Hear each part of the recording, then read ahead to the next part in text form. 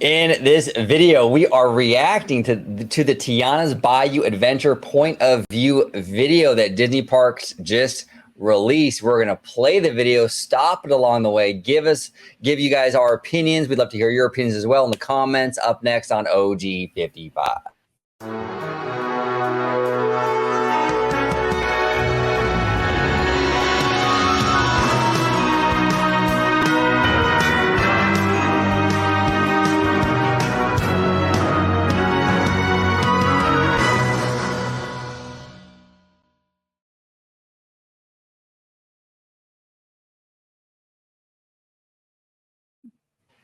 Welcome aboard, everybody, to another episode of OG55. Today, we are breaking down that Tiana's Bayou Adventure point of view video. Before we do that, I want to introduce my fantastic panel. We got George the Italiano back in the house. George, welcome back, sir. Thanks for having me back on, and can't wait to dive into this discussion with you fellas. This is definitely going to be a juicy but yet spicy one. I think Tiana's using too much of that Tabasco sauce. Yeah, right. Exactly. Exactly. If you let everybody home know where they can find you on social media, sir. Absolutely. You can find me on X, formerly known as Twitter, at Disney George. You could also find me on Instagram under the Disney Italiano. And of course, you can find me right here on my home base at Orange Grove 55 with Citrus Corner, with all that sweet, juicy, but sometimes sticky Disney news and info. There he is. And down below, we got Slimer. Welcome back, Slimer. It's good to see you, man. Thank you very much, guys. It's a pleasure. It's always fun discussing theme parks with you guys. And boy, we got a doozy today. Disney just revealed their first POV for the first time ever. And there are some emotions about this right here. But I'm looking forward to discussing it, breaking it down. We'll take a closer look at it, and I'm looking forward to hearing everybody's comments in the comment section once it's all said and done. But you guys can find me right here on the Grove, Orange Grove 55, and on X you can find me at Slime Square 84. There he is. There he is. All right, guys, let's go ahead and dive right in. We're going to do like we always do here on the channel with our reaction videos. We're going to play this video, and we'll stop it along the way, talk about it, break it down. This is interesting. Now, before we do, though, I want to notate a couple of things about the video and Disney's strategy before we kind of dive into the meat and potatoes, as George calls it, right? A couple of things. I want to get you guys' opinion on this kind of tactic that Disney used, where they dropped the entire ride on YouTube before any of the vloggers could do that. Now, and personally, in my opinion, I think that was a narrative control tactic, and I think it was a smart one actually on Disney's part, because they don't want a vlogger going ahead and being the first one necessarily to drop that first full ride video and being able to kind of control that first impression, right? I think Disney wanted to have the control of like the first look at this attraction. They wanted it to come from them. I think it was a smart move. But George, what do you think about that? Did you notice that? I mean, what do you think about that? Was it smart, not so smart? How do you feel about it? Yeah, I definitely noticed it right off, and I kind of sat back to kind of configure like in Disney's head, as a company, like in the parks division, and anyways, like what would be the gain from that? And to your point, OG, of what you said, and kind of going off of that to even further, I feel like since the announcement that, Splash Mountain was going to be closing down and it was going to be a retheme to The Princess and the Frog, or at least just Tiana, there was a lot of controversy. There was a lot of backlash. There was a lot of opinions. There was a lot of heated discussions up to this point. And the ride still didn't even open yet. So I feel that, and Disney listens to all this, whether Disney responds to it, they listen, they watch, they got their ears and eyes open to everything. And whether you are on the side of the controversial topic that Splash Mountain should have been taken, closed on, or you're on the controversial side that, they don't mind Princess and the Frog going there, but it was how Disney responded to it, or the storyline or the not storyline, whatever your case is, Disney was paying attention to all this. So I feel like to the point where it's start coming to a head where the attraction is ready to open, I feel like Disney wanted to have that full control, as you were saying, OG, to say, you know what, we're going to rip this Band-Aid off because there's going to be so much discussion going on. And it is, even with them releasing it, you know, we're doing it right now as we speak. Many other people are having the same conversations. So, but Disney wanted to have it under their pretense to say, you know what, we're releasing this on our terms. It's going to actually come from us, not from a third party, not from anybody else. And we're going to show you what this is before everybody just starts riding it, waiting possibly 1 to 2 hours in a line and tear this thing apart. Well, and that's the thing. There. Look, no bones about it. There's a lot of agendas here with when it comes to this attraction, right? And you get that first person that drops that video, and it's not Disney, and they by chance have an agenda or whatever, that they're on one side or the other of this argument or this culture war, and then there you go. That sets the whole narrative going. So yeah, it was a smart move. Disney, they were the first ones to drop it. They control what you see initially, you know, and now it's off to the races. Now, you know, everybody gets a shot at it, you know, basically. But Slimer, what are your thoughts on that tactic to release this before anyone else could, any other vlogger could? I understand. Yeah. So I understand what you're saying, George. I don't agree that it worked out in the best interest for the Disney company. However, the problem with this video is that, well, first and foremost, it's the first POV video they've done for a ride. This was not done by LMG Vids. It wasn't done by SoCal 360, which in my opinion do better jobs at this because they do this for a living, or at least part-time for a living. So the quality of the presentation wasn't as good as what existing vloggers are already doing. And people that watch these videos know that, especially the folks online in the Twitter space and in the YouTube space who compare and contrast rides through YouTube videos. So that didn't hurt them. I think that if maybe they had a higher level of production, it wouldn't have been as bad. But I've seen a lot of complaints about the quality of this video, particularly the fact that it was shot at night, and that diluted the visibility of the ride prior to going into the show scene. Once you start going into the old Splash Mountain itself, the Bayou or Adventure. The second thing too is it allowed everybody to nitpick the ride from a distance. And that's exactly what we're seeing right now. We're seeing a lot of people dissecting it, nitpicking it. They're formulating opinions without experiencing the ride itself. And it's a lot like a bad trailer for a good movie. It's having almost the same qualitative effect.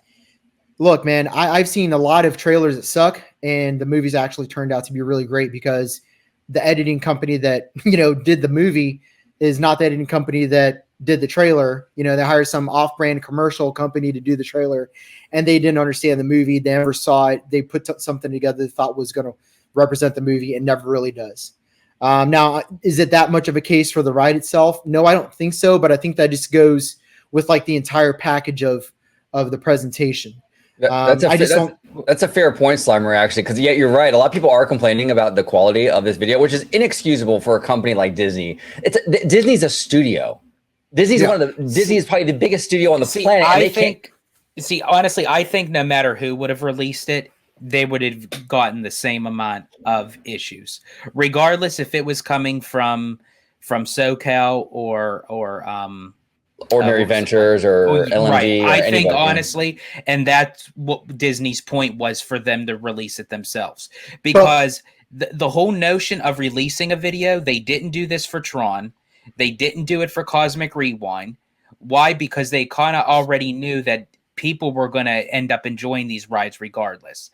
The fact that there is so much controversy tied into both the ride that it was prior and even to now, it's almost like Disney wanted to try to get away from controversy, but it's almost like they created even more controversy, not to their fault, but it's just the way that it is, because you got both sides of the spectrum going head to head. And my thing is, whether it was coming from a third party that filmed this or Disney itself, yes, I do agree with you that the video quality could have been much better. But I feel that the response to this was going to come out one way or the other. And that's what I meant by, I think Disney just wanted to rip the Band-Aid.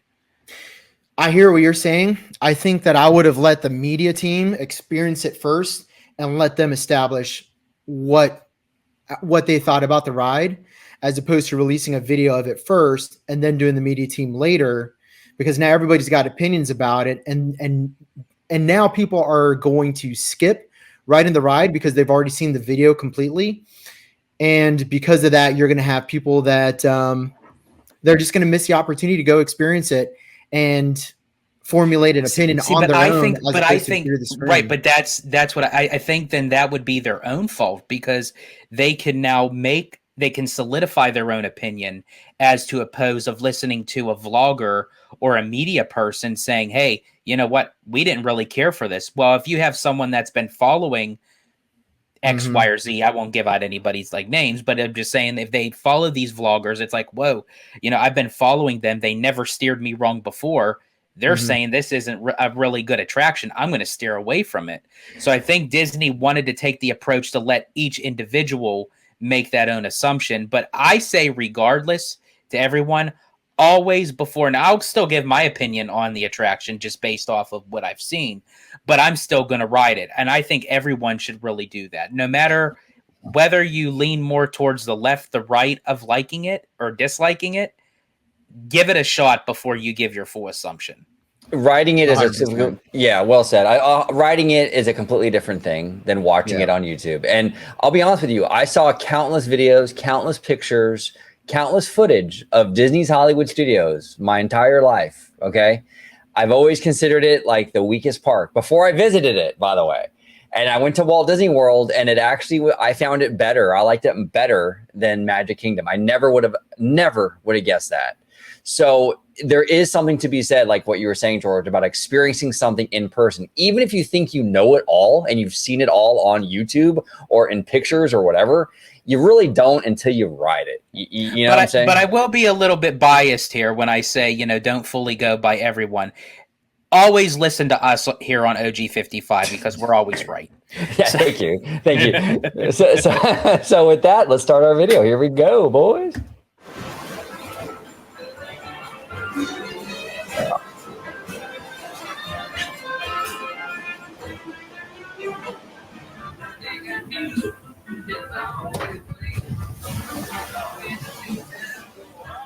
Now, I will say this part, I really love what they did here. And we'll touch upon it more on the inside too.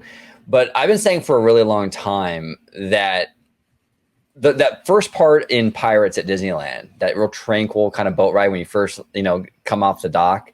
I love that Bayou energy. This gives that vibe, and that's exactly, honestly, what I wanted for this attraction. It's not, overly cartoony, nothing like that. I like it. I think with the Bayou element of it, the landscaping and all that, I think they did a really good job. Like the way they kind of set this kind of Bayou tone right here in the attraction. Now, Slimer, can I ask you real quick? Do you think that they should have done a POV for a day and a night? No, I don't think that. Here's what I think. I think that they should have done a POV. And as you were talking, George, and I was resonating with what you were saying. Releasing a POV of this is like a studio releasing their movie on streaming and trying to tell their audience, hey, decide if you want to go see this in the theater based off of watching the movie on a YouTube video. Like, imagine if I just put the whole movie Dune 2 on YouTube. And I said, hey, watch this and then decide if you want to go pay for it in the theater. Yeah. I could understand it too. But wouldn't that happen regardless? Because you're going to have people that do the cast preview, and you're going to have people writing it and putting it up on YouTube. So it's going to be on YouTube regardless, though. So what I would do is I would have restricted no filming for Media Pass. I just no filming at all for Media Pass, D23 annual pass holders. Don't let anybody film it until the grand opening of the 28th. I mean, I know it sounds like... But that's where I think Disney was scared, because there was already notions that things were going to get leaked. But well, here's the other thing too. This is where they get into tricky territory. I see what Slimer's saying, but I also see, like, if it gives the appearance of hiding the ride too, then you kind of feed into all these conspiracy theorists out there that are like, see, they're not confident in this thing. Oh, that's what I'm saying. I think for this particular ride, they were... I don't want to use the word doomed. Yeah, they're basically damned if they do, they damned if they don't. Just because of everything that's attached to this ride. Yeah, it's kind of like it's kind of like when a movie studio doesn't like when they don't lift the what do you call it, Embargo. the embargo. Thank you so much. The embargo on a movie review till like the day before the movie gets released. It's not going to be a good movie. The critics already hated it. That's what I'm saying. So it's tough. It is tough. There's Yeah. no real easy answer here with any of this. Mm-mm.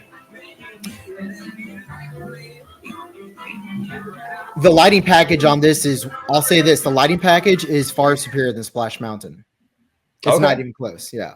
Nice. Yeah, I would say like with ours as well. The outdoor, the facade lighting and all that, way superior with Tiana's. Way superior. And I will say though, I do love the music.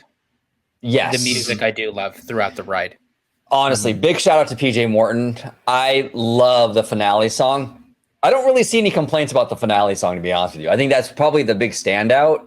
The finale scene and that song is a standout for the entire attraction for the most part. Mm-hmm. But yeah, you're absolutely right. The music is just crushing it. Now, I don't really like this food wall. I will be honest. This reminds me of like, when you go to like Whole Foods or Sprouts. Yes, I know exactly what you're talking about. Yeah, like our market district has those.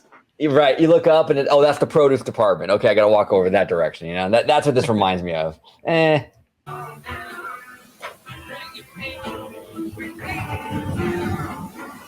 that's one of those things that might have been represented better during the daytime. That's true. That's fair. Yeah, they don't really light it up or anything, too. So, yeah, I think you're right, Slimer. It might look better in the day.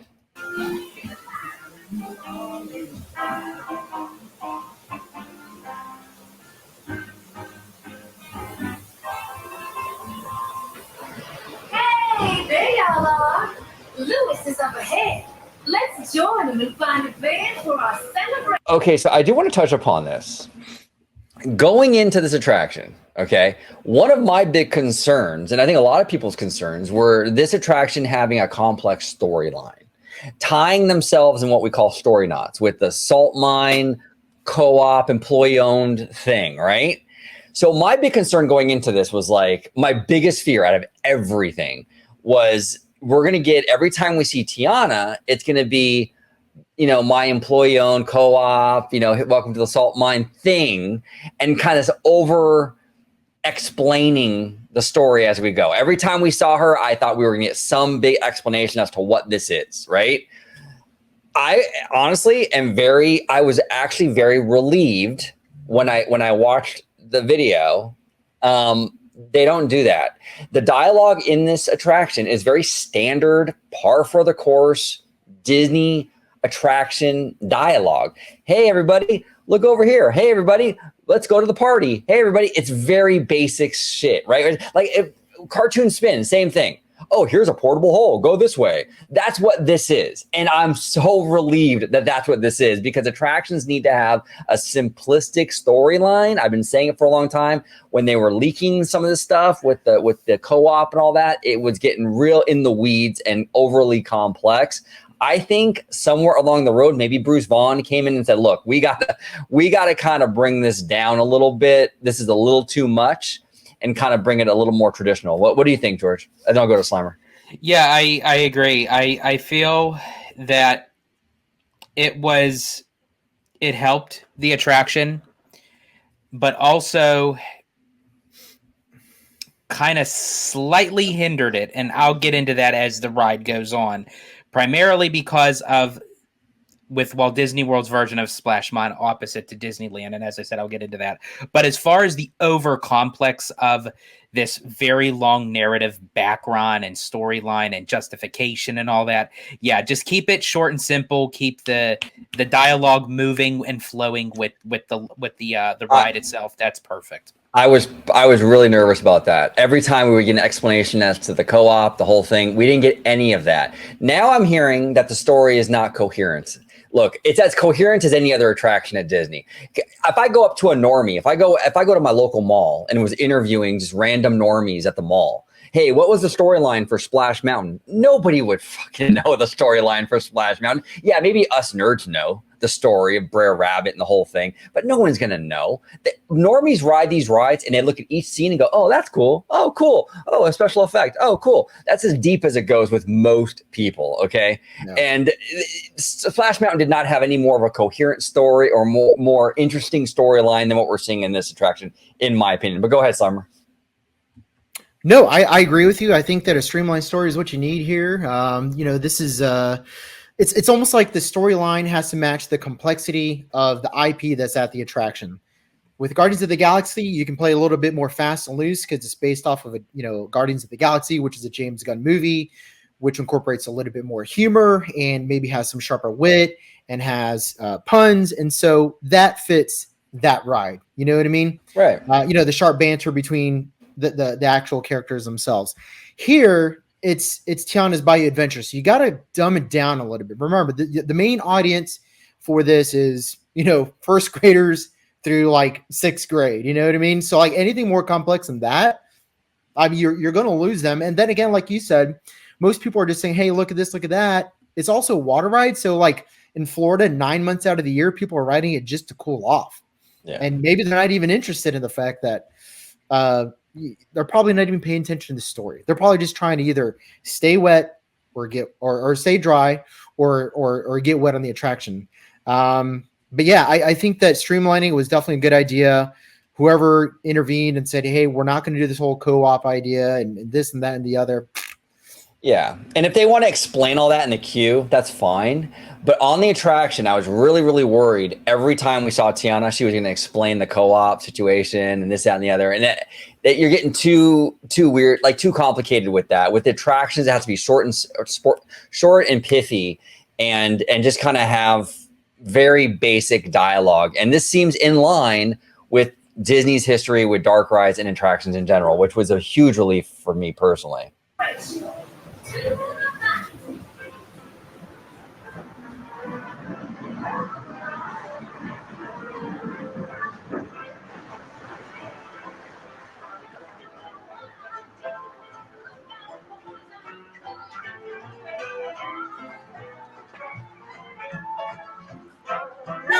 Calling our musicians. Man, it's hard to find a man in the dark.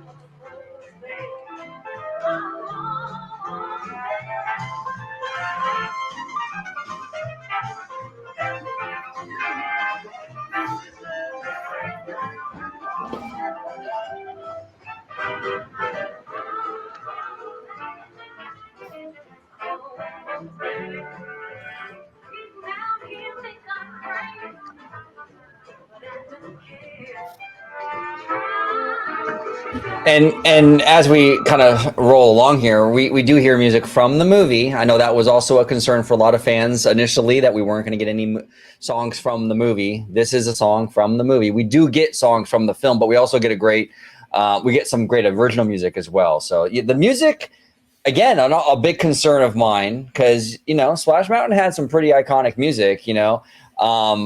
I think the music came through on this one. I really do. Now, is it as legendary as the soundtrack for Splash Mountain?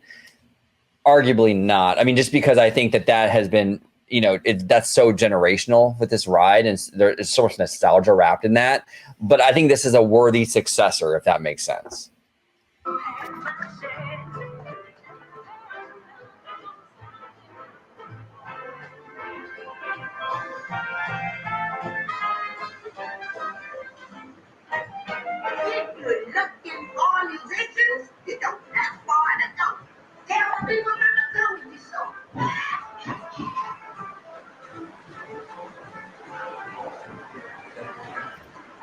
Love the lighting package. The purple is beautiful.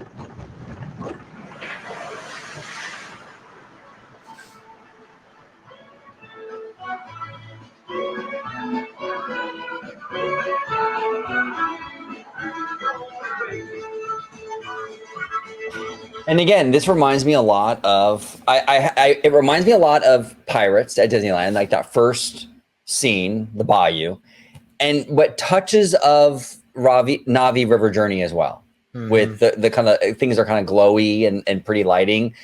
I like it. I really like it. Now, here's the thing too. And George, I know this is one I'm probably gonna trigger George a little bit right now. So here we go. Here's the thing too. The Splash Mountain in Florida was a lot brighter than California. Like California's Splash, kind of a darker ride. You know what I'm saying? The one in Florida had a lot of, it was a very daytime, very bright and sunny, you know, very joyful. I think that Walt Disney World fans are going to have more of an issue with this, with Tiana's, than say the Disneyland fans are with Disneyland's. This ride is more in line tone wise that with Disneyland's. It's very drastically different from Walt Disney World. Now, here's the thing though. I will say this to my Disney Worlders, and I'm curious to hear your opinion on this, George. I'll go to you in just a second. Whenever you retheme something though, the tone is going to change, right? So when they took Tower of Terror and they rethemed it to Mission Breakout, completely different energy. I mean, it's the same building, but that was so, the buildup for Hollywood Tower Hotel was very slow, methodical, complete opposite of Breakout, which is like fun, loud pop music, different because it's rethemed. So with this, it is darker. It is a different tone, a different energy than the original, but I think it was necessary because you're switching up the IP and the overall story, you know. But what do you think, George? I know the darkness was a thing for you, so I'm kind of curious as to what you. Let me clarify that. It definitely changes up the whole narration because I'm so used to seeing Walt Disney World's Splash much brighter than this. I don't necessarily have a problem with it being darker. Because I do agree with you, OG. I feel like if you change any kind of ride, I want it to have its own identity. Yeah. I don't want it to say, okay, well, this is like Splash Mountain and then just throwing Princess and the Frog IP into it. I want it to have its own original identity. So that I do agree with. My issue is not the fact that it's dark, it's just how dark it is. Okay. Like right now of how, like where you have it paused now. Again, I don't know if this is because of what Slimer was saying earlier with the lack of the video quality. Right. So it may be a little bit more brighter in person, but if it looks in person to what it's showing here, I can't necessarily tell what I'm really looking at. I wish that they would have had just some sort of maybe like backlights to kind of pop the front darkness so you can see basically like an outline visual of what you're looking at, then it'd be completely kind of pitch black. That's fair. That's fair. What do you think, Slimer? Yeah, I don't know what kind of camera they're using here. Are they using a GoPro Hero 9 or are they using a Sony A7R4? I mean, that's like the difference between like a V6 and a V12 sports car in terms of what they're able to do in low light scenarios. You know, if they're using a Sony, Sony sensors are made for dark environments. They're the best. They have the best sensors for low light conditions. I don't know. I mean, we don't see a lot of fuzz from the ISO setting on the camera. So I can only imagine the ISO is pretty low. But I can tell you, see all the dark spots here? We're missing details. There's things we're not seeing there. Yeah. And I think because we can't see it, we're assuming there's nothing there. This is my problem with Disney doing this and not outsourcing it to LMG Vids or SoCal 360 or TPM. Somebody that's been doing it for over 5 years that really knows their stuff. And that's why it kind of upset me that this is what they put out. Because you can go on to any one of those other YouTube channels and you can tell the quality is as far as. But with them being Disney, you would think that they would get high resolution cameras. You would think. That's what I'm saying. Because they're the biggest studio in the world. You know what I'm saying? And the fact they can't pull off decent quality. Because the video, you're right. The quality of the video itself is terrible. Absolutely. Terrible. And if this was an amateur video, I would be super forgiving. This is the Walt Disney Company. Okay. I expect so much more with the quality. I mean, I don't know. Yeah, it's pretty surprising.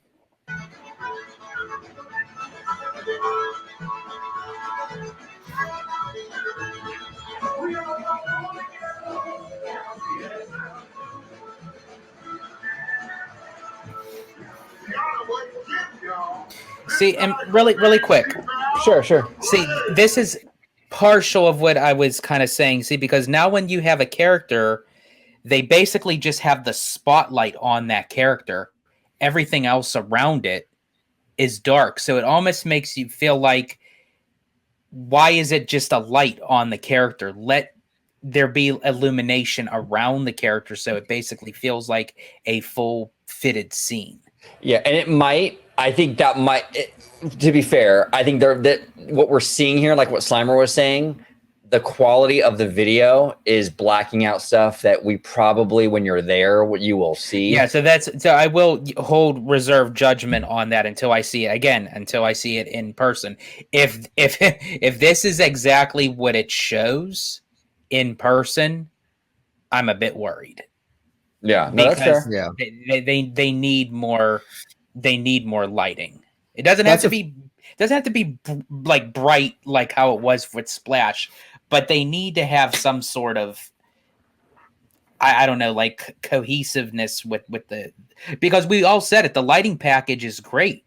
There are certain moments that those lighting packages pop.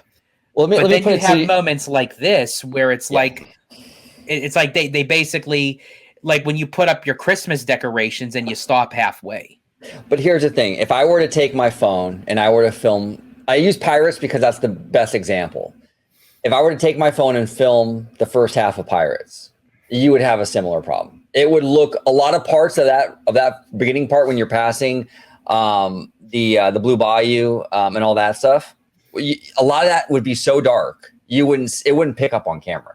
The majority of that was meant to be dark. If you ride it, majority of it is dark. When you look at the Blue Bayou and you're passing through with the old guy sitting at, there's really not a whole lot of lights on. It's basically, that's what it was part.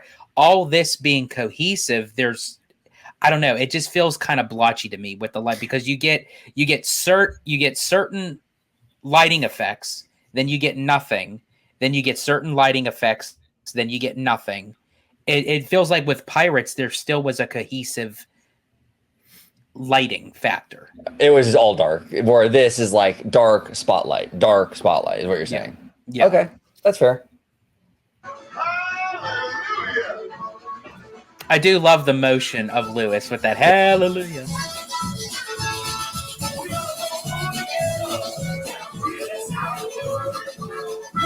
See, now this is great. I like how they have the backlit, the almost like projection mapped sky in the background. That's the kind of stuff I want. That's what I'm saying. You pop something in the back, so it puts something more up front of how this is. That's how it should be cohesive all the way through. Yeah, that's fair. I like this a whole lot. And this is what I'm talking about when it comes to utilizing screens and utilizing other technologies. I think it's very, very important. It's no longer 1988, 1989, or even 1991 or two, whatever. And honestly, I don't know. Should I get a little bit spicy here? Yeah, go for it. Go for it. And honestly, I'm really surprised at Sharita Carter, because for how well that she utilizes projection mapping with Mickey and Minnie's Runaway Railway, she does a phenomenal. Now, I know that's a completely different kind of ride, it's more slapsticky, more kind of thing, but I love how she utilizes what this is showing here. This screams Sharita Carter to me. And what is more upsetting for me is I wish that she would have utilized that more throughout the attraction, because she's very talented. Oh, very much so. People sleep on her, and she is not. People like to mock her and say she doesn't know what she's doing. No, Sharita Carter, look, she does a great job with her. Mickey Minnie's Runaway Railway was fantastic, but let's use that example. That example, Mickey Minnie's Runaway Railway. That's kind of my next point here. I think this attraction was made for Disneyland.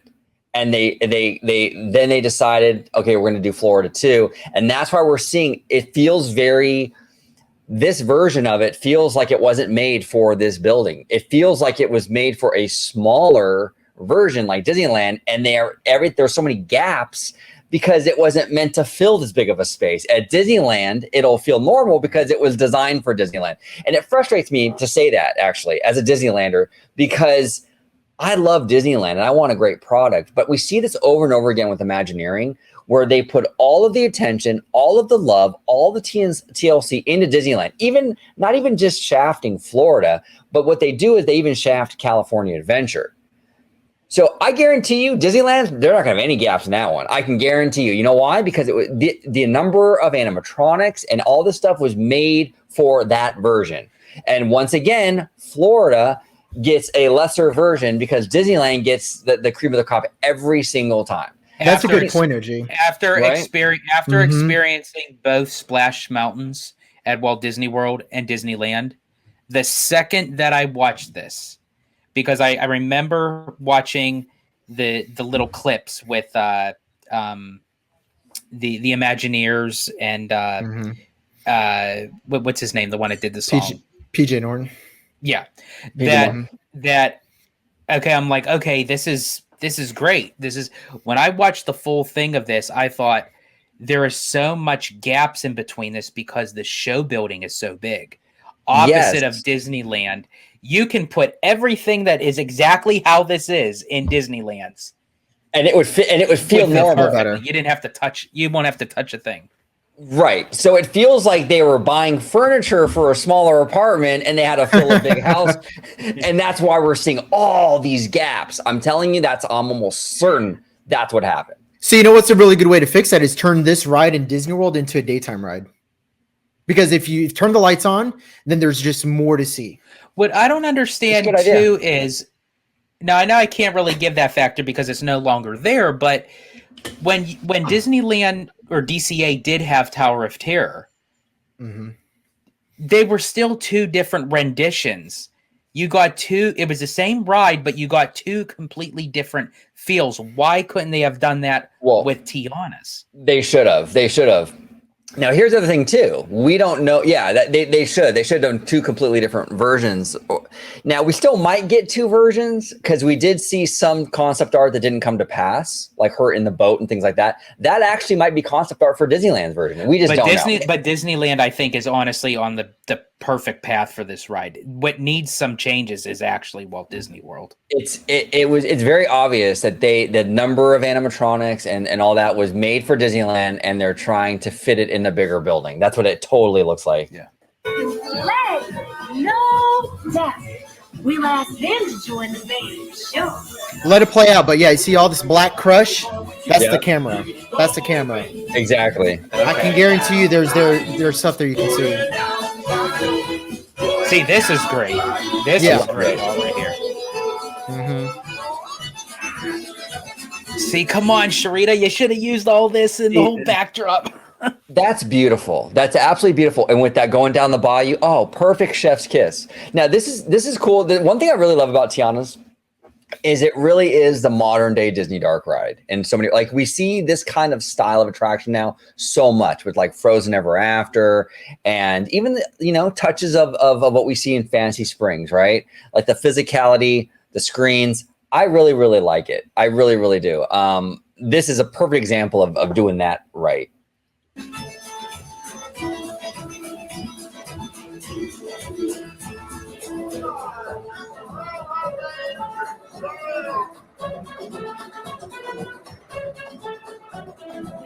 That was the other thing I never understood too. Sorry, really quick. Of how when they kind of transitioned, like they were going around, but they cut to this scene. They never showed, and they do that a couple times in this video where they kind of segue into the next area where there's audio animatronics. They just don't let it run through. Yeah, I wonder if there's pieces that they still don't want people to see until they're on the ride. Maybe. I'm not really sure. I think it was more or less just the film quality is pretty bad. And there might be sections of it, like what Slimer's been talking about, where with the bad film quality, a lot of it's blacked out. And they decided you can't see anything, so we'll just cut it out. I think that's probably the most likely in my opinion. But you could be right, Jordan. I'm not really sure.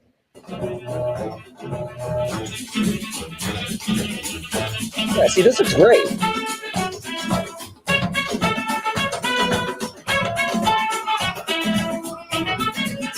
And that was the other thing too with the bears. See, this is the thing. This is why when I first watched this, I was like, you know what, this is fantastic, and I still really like it. I do. I think this is a worthy successor to Splash Mountain. I know it's an unpopular opinion for a lot of people. While I have my criticisms, I still think it looks really, really good. The bears, though, and the critters, when they released the backstory, like paragraphs of backstory with each critter.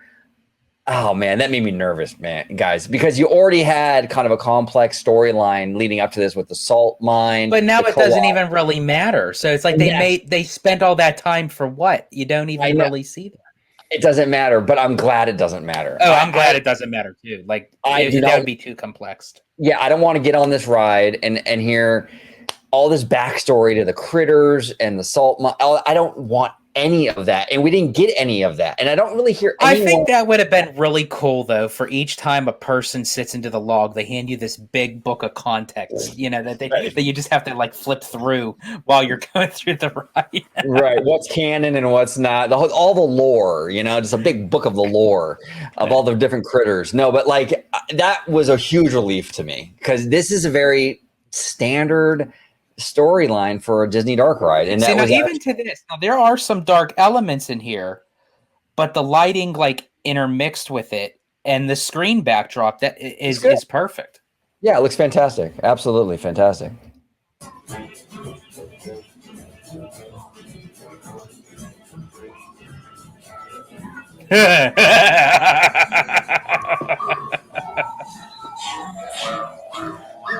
Okay, and this is exactly what I'm talking about, you guys. The 50-yard stare. She's watching the log approach, right? Really awkward, really uncomfortable. Come play with us, Jack. I just have to say that it would have been more inviting or more realistic that if they had like maybe like an echo of Tiana like waving down, like, come on down here, y'all, follow Lewis down the stream and what have you. It would have been more realistic. But just having her sit there like in a complete stare, it made me like feel like I'm like going through the scene on The Shining. Like it was just like those two little twin girls that are just standing there, just staring at you. You must have been traumatized as a child to like your grandma call you over and go, "Hey George, come over here, I'm gonna whoop your ass," and you just had that long walk up the driveway to your house and your grandma just spanked the shit out of you. Well, and this is exactly to my point earlier. This is where it feels the most like this wasn't designed for Walt Disney World, because they had no idea what to do with this space. You know, it's kind of looking like that. And again, and as I said, now what I would have done was they didn't necessarily have to add more animatronics, but I do feel like as part of the storyline, that if they wanted to do some fill-ins, I mentioned before, maybe have Lewis, chasing those three brothers, like the country bumpkin guys with the big clubs and everything, or maybe add Naveen a little bit more into the storyline. This would have been a great part to have Prince Naveen or even Louis the Alligator playing. I mean, or both. Have them both hanging out right there on the left-hand side, right-hand side. I mean, right there, exactly. One extra animatronic would have made this go a long way. Absolutely. And really, sorry again. Now, where this effect does work is actually on the Frozen attraction over at Tokyo. Because when you're going backward, but here's the difference. When you're going backwards, you see Anna. And when you go into the next room, you have Elsa. Right. And then you see both of them kind of singing together. But it's because you started close up and then you're moving back. Yeah. It's that moving forward. Yeah. Just having that deadpan stare. I actually really like the Tiana retheme, but this is one of my biggest criticisms. Honestly, I think I'm actually now starting to like this. I think because of the fact that it's so bad, this scene, I actually like it. So we're just going to put this in the same category as Police Academy 4 now? Is that what you're saying? Yeah, basically. Yeah. There you go.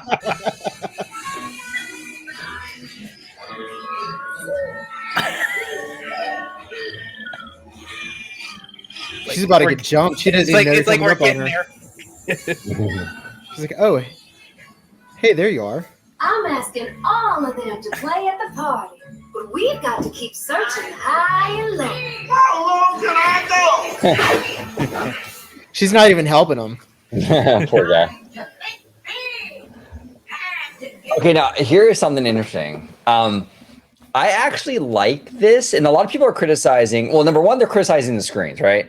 Which is so funny. I saw a tweet today. I'm not going to say by who, but I saw a tweet today saying that, oh, Universal, they're probably laughing at the Tiana Bayou adventure situation.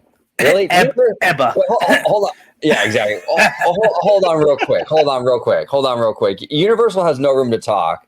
They took Confrontation, a massive King Kong animatronic here in Hollywood, and it burnt down. And instead of rebuilding it, they gave us a screen tunnel. Okay. Oh, and bro, let's talk about fucking Fast and the Furious Supercharged. That thing needs to burn down. Well, and this is the thing, though. This is the thing because, well, people will say, well, George, Fast and Furious isn't as iconic as Splash Mountain was. Well, maybe so, but King Kong is one of the main characters, one of the icons of Universal, and they gave it no respect. So I just want to say that. Hey, but how could you? Jeez. Yeah, come on.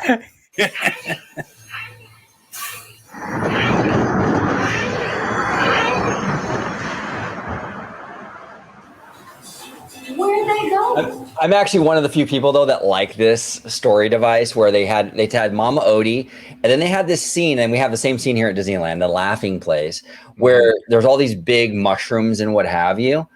I think it was a clever way to kind of incorporate Tiana into this scene where you have Mama Odie who has magic, right? And she shrinks you down to the size of a frog. So that justifies why we're going into this scene where it's all these big roots and mushrooms.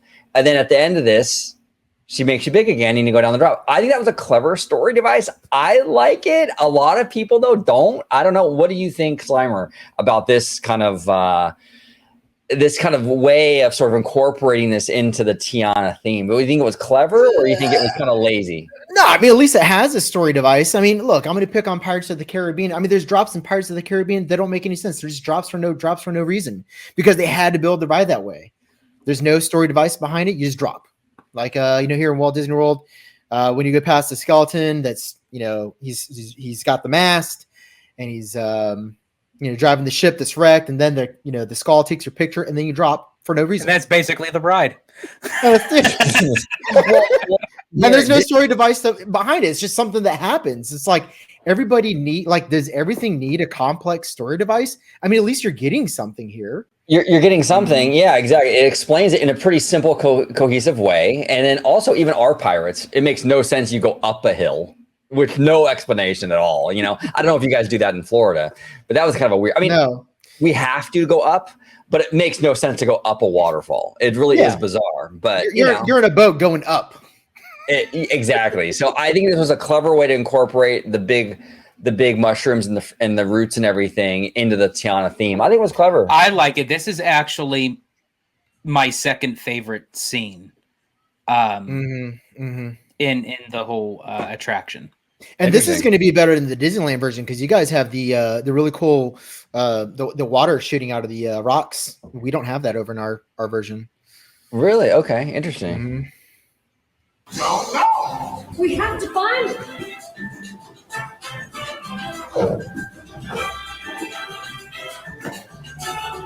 Now, this frog right here, officially his name is Mondo. It's Mondo. So a big shout out to Mondo at Five Fires. That's his boy right there.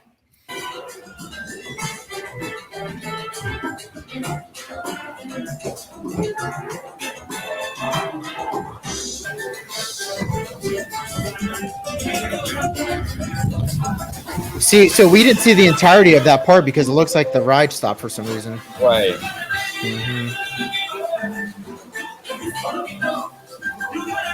See, we have the water shooting here, but then you guys have the water shooting vertically right around this corner here. So I think you guys are going to have a lot more going on in this particular part of the ride than we will. That's interesting. I kind of like your version too, though. How it goes over the boat. That's pretty. That's pretty cool.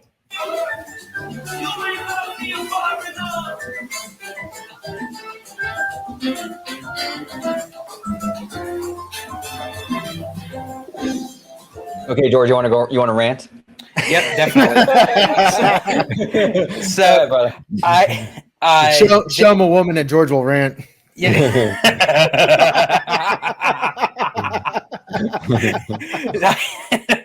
I have just a little bit of an issue with. I love how they incorporated that Tiana and Lewis look gigantic. They're looking in, they see us the size of like a critter and what have you. My issue is that they made them CGI, and it's not even really good CGI. This kind of like reminds me of the kind of CGI that they would use for like a Disney Junior show, like for like preschoolers. You know, I would have preferred them to utilize just like the classic hand drawn. Yeah. And this isn't a Tiana's Bayou Adventure gripe. I have the same gripe when it comes to the Little Mermaid attraction, actually. That I would have just had the hand-drawn Ariel in those scenes and those little clips that they have. Instead, they went CGI. Yeah, I agree with you on that. I like the idea of this scene. That's probably the weaker moment. I will say this, though. Overall, I think the usage of screens, a lot of fans were concerned about projections and screens in this attraction. I actually think for the most part, they're utilized really well. And it's not overdone. You know what I'm saying? And I think Mama Odie in CGI does look much better than Tiana. Yes, that I agree. Yes. Wow, this joint is hopping. These tiny musicians you found really bring the heat.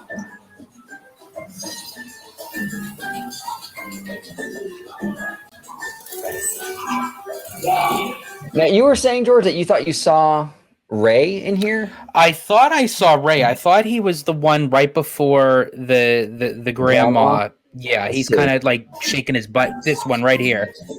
Right there. That guy right here? Right here, yeah. I thought that was Ray. It looks like him. Yeah, maybe. I mean, it's close enough. Like maybe like it wasn't like necessarily meant for Ray, but they just kind of like snuck him in there just like for like a little cameo.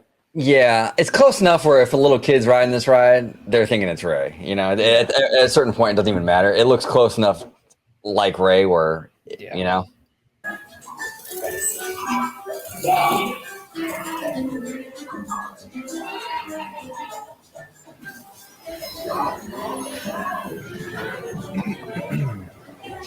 Let's get you big again. Cause the bigger you are, the bigger the splash you'll make in the party. And again, very simplistic dialogue in this attraction. Huge relief. Just basic Disney ride dialogue. I love it. I absolutely love it. I was really nervous about that. I was the whole thing with the co-op. I thought they were really going to get in the weeds with that dialogue, and they didn't.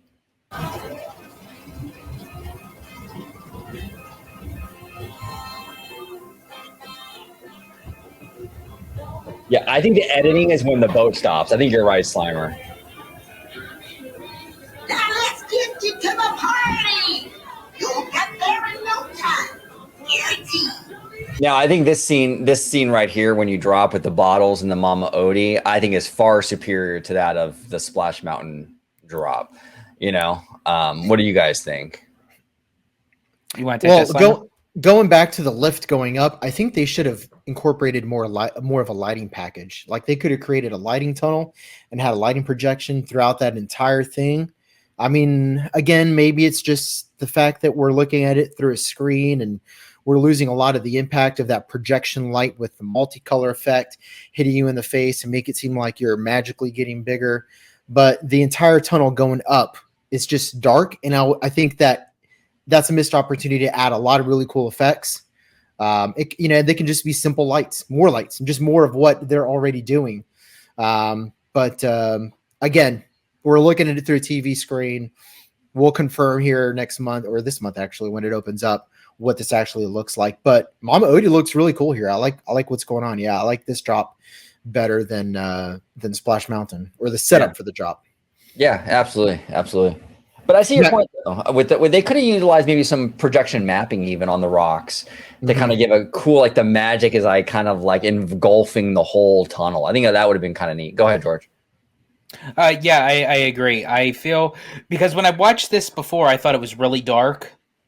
And then when I watched Splash Mountains, it also had like a very dark kind of notion to it. And I think that they really could have utilized and kind of to make it different, kind of what Slimer was talking about, like that kind of like whimsical, like magic. That's the Bayou magic. Like, where's the Bayou magic that is supposed to be like all over, that it's basically transforming you? into like human size again. And here's one thing I do want to say is that this thing. Well, we'll continue. I'll cover that in a second. Hurry! You'll get there in no time. Guarantee. I like how she says guarantee. Guarantee. Guarantee.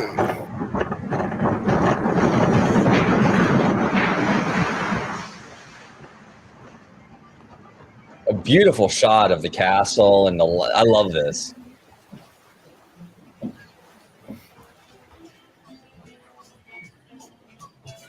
I can smell the bromine. Was it bromine? Bromine, yeah. Bromine. I can smell it from here. Brominated. Yes.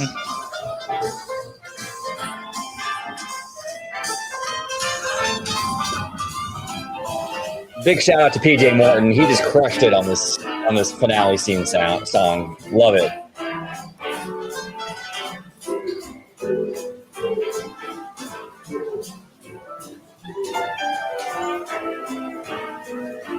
Was that your mother-in-law over there? I think so. I think so.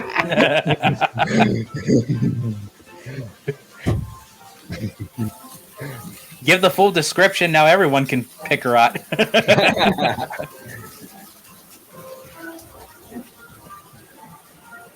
And you said she likes to catch rocks with her mouth, right? Yes.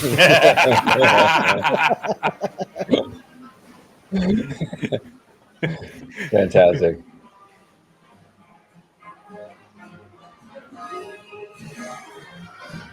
And this right here is, I think, the best. Yeah. This I mean, slaps. come on. This is amazing. Look inside the buildings, how they're using projection mapping to insert characters into the building, looking outwards, dressed in their regalia. Oh, it's amazing. And this scene actually, and we'll see how it turns out for Disneyland, but I think it'll be the same case. You feel more like, okay, George, you were saying in Florida, you feel more like a spectator. You're not going in the scenes. Yes. I think with the house, which is much bigger than the showboat, from what it looks like, at least from the videos I've seen, this feels more like you're going through things, through the scene, because everything is so big on both sides now. I think this is fantastic. I think it looks absolutely gorgeous. And a lot of people were knocking of, like, you know, Tiana being in a completely different dress and what have you. It's like, come on. So what? It's still Tiana. It's like that's the biggest nitpick in the world. I've heard that for such a long time now. She's not wearing the dress, and it's always from like middle-aged men. Like, why do you care? It's for like little girl. Like, why do you care what dress she's wearing? Go ahead, Slimer. Oh, I was just gonna say that's a actually argument from the comic book guy. Well, actually, you know, yeah, no, this is beautiful, right? I absolutely love this. Now, I will say this, and George, you brought this to my attention. I can't take credit for this. You mentioned. Okay, look, this attraction is obviously very New Orleans, very Bayou. They handle that element of it very, very well. But from what we see from the attraction, and this is what you brought to my attention, you're absolutely right. Did what they do here with Tiana's Bayou Adventure necessitate? Did they need to go on all those field trips? Like, what they gleaned from those trips, like, you could have got all that information from just looking at pirates. You could have got all this information from just watching Princess and the Frog. There were very little here that I'm seeing, at least with my eyes, and please correct me if I'm missing stuff. Very little here feels like something that they traveled to New Orleans and brought it back and incorporated it. This feels very kind of Disney doing New Orleans again, right? I mean, George, and you brought that to my attention, and I think you're actually spot on. You want to elaborate on that? Because I think that's a really good point. Yeah, because after watching it, and I'm thinking, okay, I'm not seeing any like extra finer details that would solidify to say, okay, we needed to take 8 field trips to New Orleans. Like, I felt like if they were to do that, New Orleans Square got the full blast of that. That's the intricate details of New Orleans when you walk through like the little pathways and you see the buildings and the architecture. That to me feels more as if you were to go on a field trip to New Orleans. Than Yes, this. because that was Walt Disney's first foray into doing a New Orleans thing, right? So, okay, I can see that. You go to New Orleans, you experience the culture, the food, the architecture, but they've already done that field trip, all right, a long time ago. I'm sure they did another field trip when they made Princess and the Frog, because Disney Animation usually does that. I think they did go. I think they went to Norway for Frozen as well. So you kind of have these. You already have stuff to kind of pull from. So what I'm seeing from the attraction isn't really anything that I haven't seen Disney do before with a Bayou or New Orleans. Now, to be fair, I haven't seen the queue yet.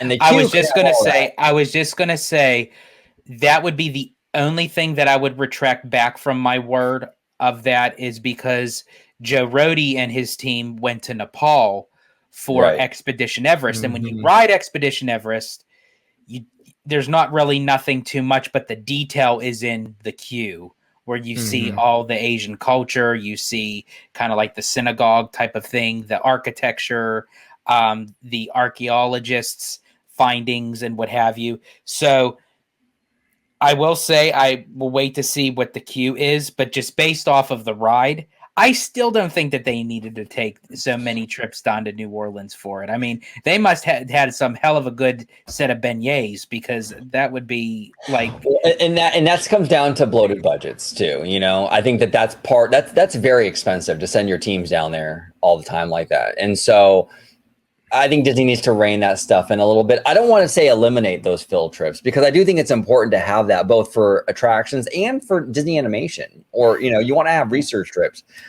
But it seemed a little excessive in this case, and I think they could have reined that in a little bit. Like for instance, there was an Imagineering team that just recently, well, not recently, I'm for sure been doing it for some time. They went down to South America for the Tropical Americas for Animal Kingdom, but that is a part of the world that they never tapped into the theme park setting before. New Orleans, they have. They have, and you're building a whole new land for South Americas, where this is just one attraction. There's only so much you can kind of do, and like you said, they've done it before. Any thoughts on this, Slimer, before we kind of continue the video on this? I mean, if Disney wants to send me on an extended excursion to New Orleans to do some research, I'll be more than happy to go, and I'll take as long as it takes me to do all the research for this ride. I mean, I'm not going to hold people's feet to the fire just because it took them a year to research New Orleans, for the new Tiana's Bayou adventure ride. So no, I'm not going to criticize them for that. I mean, if that's something that Disney can afford and it's in the budget, and these people have the flexibility to party and get paid at the same time. Right. Well, not necessarily criticize the notion, but I mean, like, do you see anything that was put into from that research? Okay, basically, I think what you're saying, George, is like, do you see anything did anything reflect in this ride based off how long they were down there? Hell, if Disney sent me down to New Orleans, I'd be partying like it was 1999 again. George, we got to get Disney to send us on a field trip to Tokyo, all of us, you know? Yeah, geez, what the hell? But my more thing is, when I watch the ride, I will research my ass off down there. You know what I'm saying? I know you would. Biological research. But for me, minus the queue, because as I said, I haven't seen what the queue is, but just within the ride itself, I don't see no implementations from that field trip or field trips, because I know they went through multiple. I didn't see anything that was put into this ride that was very New Orleans-esque. This is just all stuff that I could have seen just from the movie. Well, yeah. Well, even that the mansion that we see here, right? It's very reminiscent of the facades or the buildings you see in New Orleans Square. At Disneyland. You could Google this right here. I mean, But then again, we haven't looked at the queue. Sure. Maybe the research is for the entire. We've always speculated that Pecosville Cafe is going to go the way of the Dodo Bird. It's going to be replaced by Tiana's Palace, and they're going to transform that entire area into a New Orleans Square. So maybe the research has more to do with that than it does this. No, they never really made that official announcement yet. Slimer, No. do you still feel No. like that will happen? Oh yeah, absolutely. 'Cause it I'm needs to.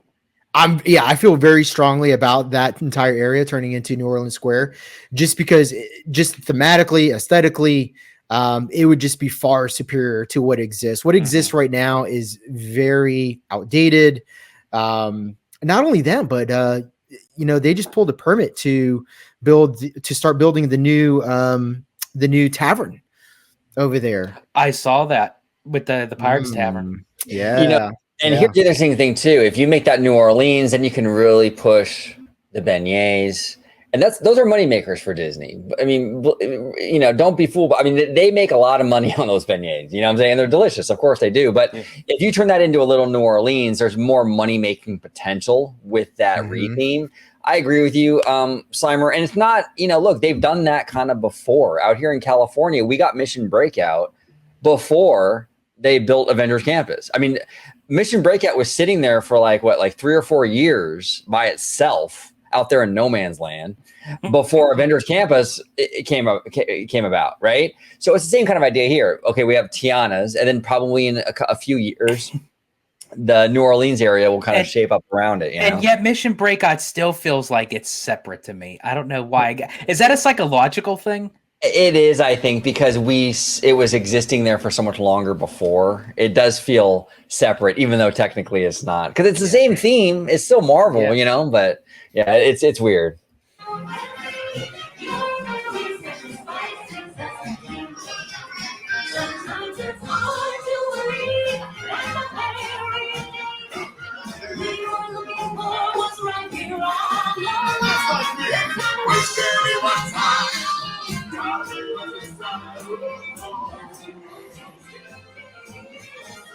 That was what the whole trip was about, just that little backdrop of the facade.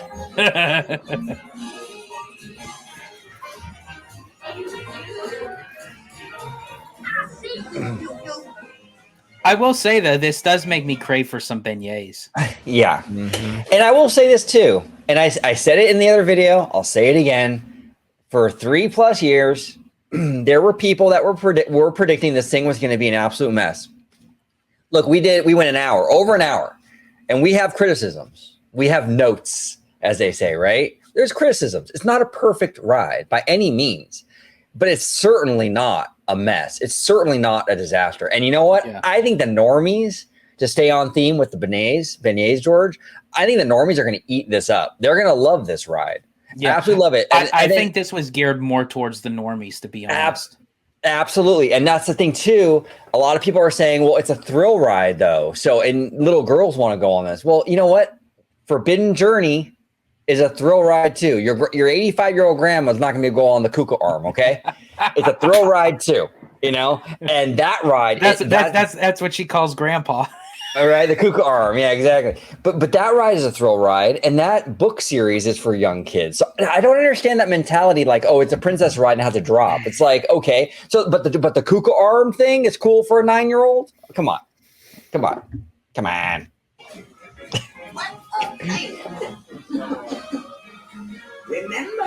it's hard with people it is. Interesting stuff, you guys. So I'll just kind of cap up my notes for this. I have a very hard time with people in the community that calls this garbage, that calls it trash. They haven't been on the ride. And yes, I gave my criticisms today, but I'm not going to go as far as saying this was a complete absolute devastation to what Splash Mountain was. And again, going off of what Slimer was saying, this is poor quality video. I'm sorry, Disney, but it is. And honestly, we expected so much that if you were going to do this, then you should have had a more high resolution camera and how you were. The ride deserved more than what Disney gave it with this film footage. And I would have started from the entrance of the ride. I would have done the entire queue with fades from one room of the queue to the other. I would have incorporated it all, but just to block it off and just take the section, the ride itself, I think they did a little bit of a disservice there, because you're going to see, I mean, if the queue is nice, and like showcase everything that you guys have worked on and not just, like that block of the ride that everybody just wanted to see. But I think ultimately this is phase 1 of potentially a 3-phase project to transform that entire area into a New Orleans square. Phase 2 being Tiana's Palace, and then phase 3 being the transformation of that entire corner of the park.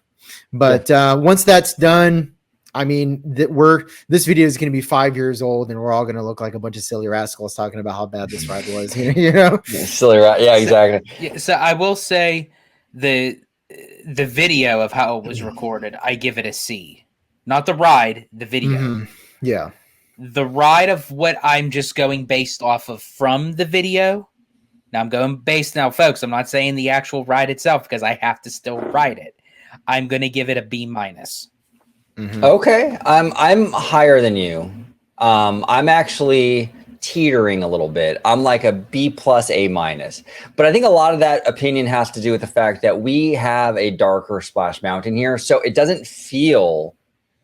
It's different for sure, but there's not as much of a drastic change as there are for you guys. I'm going to say this. When it came to both Splash Mountains, I enjoyed Walt Disney World over Disneyland's, but I still rode Disneyland's. I still enjoyed it. With Tiana's, I think those roles are going to Freaky Friday reverse. I think I'm going to actually enjoy Disneyland's Tiana's a little bit better than Walt Disney World's. I could see that. I could see that happening. I mean, that might happen again with the Haunted Mansion too. Because you guys are having the Haunted Mansion rework over there. Traditionally, I thought when I rode both of them, ours was better. But you guys might end up better with the better Haunted Mansion here at the end of it. Just like you guys might end up with the better Splash Mountain, being that this just size-wise fits better into Disneyland's. Well, and that frustrates me too, Slimer. And I love Disneyland, but it's like we see this too much with this. With Galaxy's Edge, the Imagineers painstakingly got that transition right between the Rivers of America and Batu, gorgeous transitions, and then they just throw it into Hollywood Studios and they give you like almost like a freeway underpass thing to go underneath.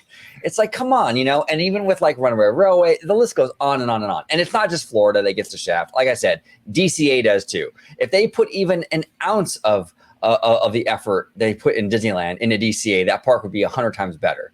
I want to see Disney put the same level of investment and love and TLC into these other properties. I get it. Disneyland is important. It is very important. That was Walt's first park, but you still have to respect that same man with the stuff that also bears his name. Even though he wasn't here to build it, it still has his name on the sign. It's Disney California Adventure. So respect it and make it Disney quality. It's Walt Disney World. So give the same love, and it's frustrating they don't. It's really frustrating they don't. That's a good point, OG. That's a good point. Yeah. It's really hit and miss. Like some things they just knock it out of the park, cosmic rewind, knocked it out of the park.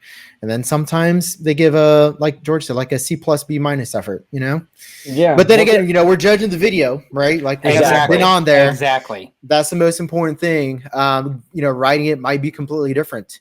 What grade would you give it, Slimer? Off the video. Off the video. I'm like in George's territory, maybe like a B-. Okay. I don't think it's a C+. Like a C+ would have to be pretty average. Yeah. Like when I'm like a C+ ride for me would be Web Slingers. I haven't read Web Slingers, so I can't say, but sorry, Jay. Yeah, sorry, man. It's a C+ for me, but C+. That's a C+. So a C+ is bottom of the barrel at a Disney park. Like anything lower than a C+, you're going to get at an amusement park. Right. There should be no D or Fs. For OG, that's basically the whole entire Pixar pier. Yeah. I'm sorry, dude. I guess maybe like Incredicoasters, maybe like a C-. Theme wise, yeah, absolutely. Yeah. I think as a coaster goes, it's fun. If you love roller coasters, it's fun. But if I just liked going on, excuse me, if I like going on fun roller coasters, I can do that, like you said, Slimer, at an amusement park. Yeah. Yeah. As far as theming, I think this ride is, if you take into consideration the exterior, which is like the moneymaker for this ride, all all in all, probably like an A minus, B plus. I mean, once you factor in the exterior as you're looking at it from like Pecos Bill Cafe or Frontierland, it's pretty strong. Yeah, It's pretty strong. So I would agree. Yeah, I would agree. Definitely a solid successor for sure. And it was always going to be, no pun intended, an uphill battle. But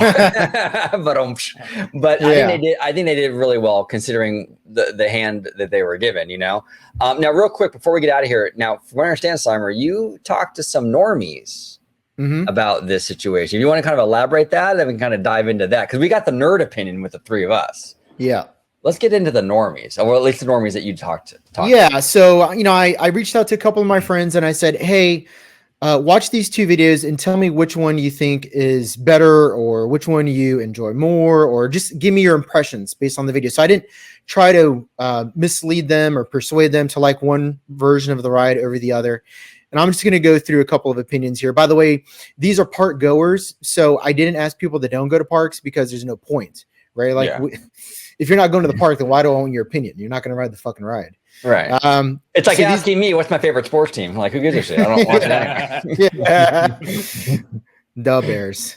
All right. So person number one here, somebody said, and by the way, this is, not my opinion. All right. These are their opinions, but somebody said, honestly, I was bored by it. I felt like the visuals were lacking and it felt super chaotic and just random. Okay. I remember feeling nervous and kind of scared on Splash Mountain, especially as a kid. This made me feel nothing, and they missed the opportunity to build up tension for the big drop. 100% prefer Splash Mountain. Interesting. All right. Mrs. Slimer actually thinks that everything about Tiana's is superior to Splash Mountain. The music, the aesthetics, the animatronics, everything. She does not like Splash Mountain. Interesting. Okay, Miss Slimer. And then here's the third person. The Splash Mountain replacement with Tiana's Bayou Adventure will be a nice change and welcomed by regular park goers. Yeah. Splash Mountain was one of my favorites, and it was closed our last visit. So it will be missed, but it was getting a little dated and stale for the regular patrons. Although the theme was good and a classic, there were lots of empty spaces throughout the ride. And by that, she meant at the very beginning of the ride before you go inside, where it's just the red rocks, which is filled with foliage now. There's a lot more creativity and better presentation for the Bayou. The added robotic upgrades and the New Orleans party theme, in which they add so much activity throughout the ride, elevates it almost for this person to the level of the timeless It's a Small World ride. Still my favorite. I'm looking forward to riding it. At least I hope the whole Bayou ride is as good as the ending after the drop. And that's how you know that person's a normie. The Bayou ride. I love that. Right. And this person has been going to the park for quite some time. And then I got one more here for you. Let's see. Actually, I have two more. Cool. This is interesting. I like this. I know, right? This is great. All right, here's another one. So I watched it. I'll start by saying that I didn't want them to change it, so I may be extra critical. I thought it was fine. The animatronics are great. Very impressive, but I hope they don't break often, because that happens at Splash Mountain a lot. I like the scenery as well. I watched the nighttime ride, so I wonder what it will be like during the day. I don't like the song nearly as much. That's fair. Also, don't like how few animatronics there are. I liked in Splash Mountain how there were a ton of them, so I'm disappointed they added so few back in. Also, don't like the story as much, especially when it comes to the build-up and payoff of the drop. The ending scene is great, very pretty, but you're there for 5 seconds. But again, the song isn't as good. Of course, I have to ride it in person to give a real judgment. I was pleasantly surprised, but still wish they kept the updated splash. That's fair. It was one of my favorite rides, so it stinks that it's changed. Zippity Doo Dah just slapped too hard. Certainly doesn't ruin the Magic Kingdom experience, however. Yeah, and that's what I was saying too. That's a fair review. Very fair, actually. But when was it he or she? I'm sorry. When he was saying it doesn't ruin the Magic Kingdom experience, that's exactly what I'm talking about. When people are declaring this thing an absolute disaster, it's not. Okay, this is not a disaster. This is, you might prefer Splash like this person did, or I mean, that's fine. That's fair game, and you can have criticisms of Tiana, and that's fair game. But I think it's pretty clear this is not a. I just wish people would kind of get out of that mentality that everything that Disney makes is going to be suitable every single time for themselves. Mm-hmm. Oh well, that's a whole can of worms. We could hold a video on that. Yeah. There's a lot of that going on for sure. I don't like it, therefore it shouldn't exist, right? Yeah. And then the last one here, she says, "Hey, the new ride looks pretty awesome. I was never a fan of Splash Mountain, so I really like the Tiana ride." There we go. Was that Miss Slimer giving a woohoo in the that was, yeah. So I mean, you 5 people, 5 different opinions. No, those are great and actually very, very fair. They all had some positives in there and some critiques in there. That was great. We should do that more often. That's a great idea, Slimer, where we because we are very much in this nerd bubble, right? We're like chin deep in the nerdiness, right? But like, it's good to kind of reach out to our normie friends. Mm-hmm. Hey, what do you think about this? Mm-hmm. We should do more shows where we kind of get like maybe a few normie opinions and read them on the air, or bring a normie on. Hey, normie, you want to talk about this? Because I think it's kind of interesting. So fascinating stuff. Hey, look, the fan. Oh man, discussions for this one. It's gonna be going on for a while. I think this is gonna be if you're on Twitter, it might be a good summer to maybe think about quitting Twitter. I think we're kind of at that point right now. Really quick, I did want to say two of my own.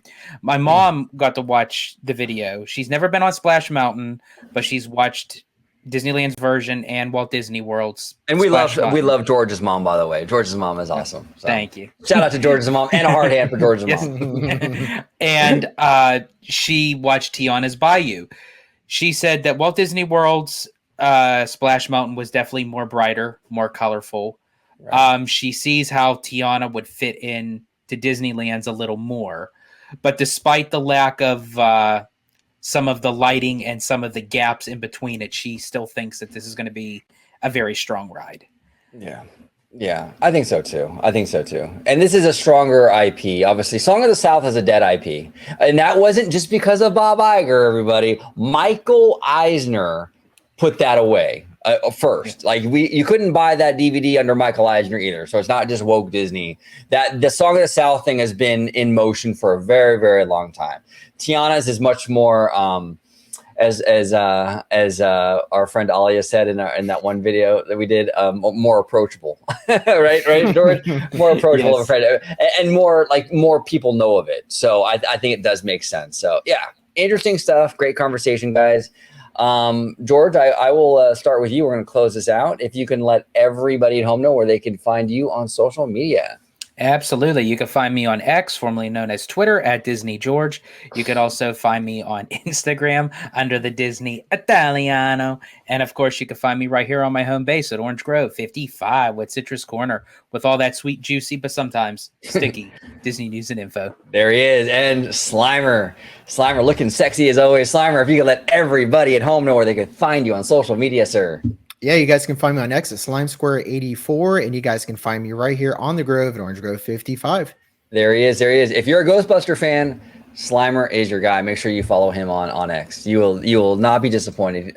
He posts a lot of great like Ghostbusters fan art, things like that. A lot of great jokes too. Always cracking us up. So make sure you give him a follow and follow George the Italiano on X too. He gets pretty spicy on there. Every now and then you get a boob shot or something, right, George? Or a spicy sausage. Thank you all so much for watching this episode of OG55. I'm almost scared to say comment down below with this one. You know what I'm saying? But comment down below. Just be civil, please. Yes. Please be civil. And if you like it, awesome. If you don't like it, awesome. Just comment down below. Just be nice. That's all we ask. And as always, thank you for watching OG55. Like Ice-T, I'm OG.